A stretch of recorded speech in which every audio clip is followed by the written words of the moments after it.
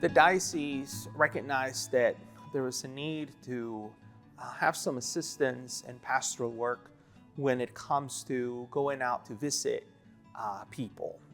There's a lot of immigrants in our diocese and throughout the whole diocese that are very disconnected from the church, that have come from their various countries, from Latin America, and they're Catholic, at least nominally Catholic, and they're here working, disconnected from family, disconnected from the church. And so we recognize that throughout the diocese, there's this great need of the church going out to invite the immigrants from Latin America, to make the church present to them. When we as a diocese learned of this opportunity through Catholic Extension, for a grant where we would receive for 5 years religious sisters from Latin America to work with the immigrant population here, we immediately saw this as a project that could respond to one of the needs that we had already observed throughout the diocese.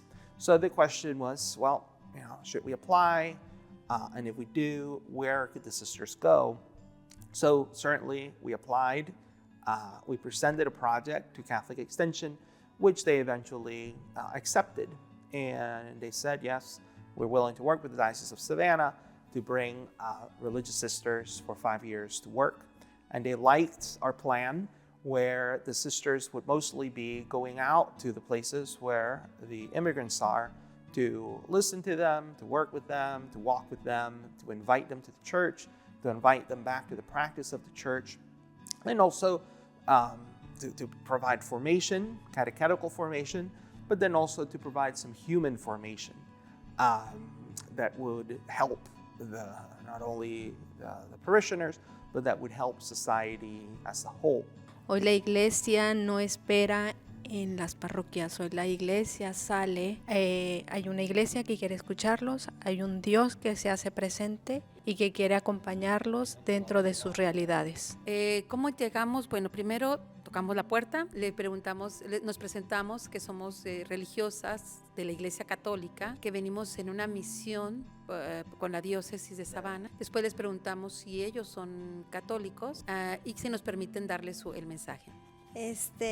Pues ha sido una experiencia muy bonita porque pues es el primer contacto con ellos, porque no todos ellos vienen a la misa, a una parroquia. Y como pues sí es como decía al principio, de llevar esa presencia de Dios, y la gente lo agradece. Once Catholic Extension accepted the Diocese of Savannah as a partner diocese, they are the ones that linked us together with this particular order that has its mother house in Guadalajara, Mexico. And as part of the building bridges and getting to know them, and this order getting to know us, Bishop Parks and I traveled to Guadalajara. This was in February of 2023. We traveled there, we met with Mother Superior, Sister Adriana, and other sisters who belong to the governing council of the order. We had a very good visit. Part of it was informal, getting to know each other. The bishop celebrated Mass with them. At the mother house, there were most of the elderly sisters, and they were all very intrigued by the presence of the bishop, who was so tall, much taller than all of them. Eventually, the order, Mother Superior, chose the 3 sisters, Sister Olga, Sister Mayra, Sister Esperanza, based on their understanding of the project, and selecting sisters who they saw would be able to come live in a different country, learn English. And so those were some of the characteristics they were looking for. Sisters that already had good experiences in their religious life. So it's very much a blessing to have the sisters here and to be really the face of the church out in the world as they help our diocese to call people back to the practice of the faith. Caminar juntos con la comunidad hispana y acercarnos, sentirnos cercanos pues con los hermanos hispanos, que sientan que estamos aquí también para estar con ellos, compartir, escucharlos, mostrarles pues un rostro también de Dios. One of the realities that we acknowledge as Catholics is that we are one church, and wherever we find a fellow Catholic, regardless of background, regardless of language, culture, we are brothers and sisters in Christ. So whenever the church makes it a mission or says, let's focus on this particular group, let's focus on this particular ministry, it's not to exclude others, but rather we recognize that when the church reaches out to a particular group, we are all enriched. The whole church is enriched.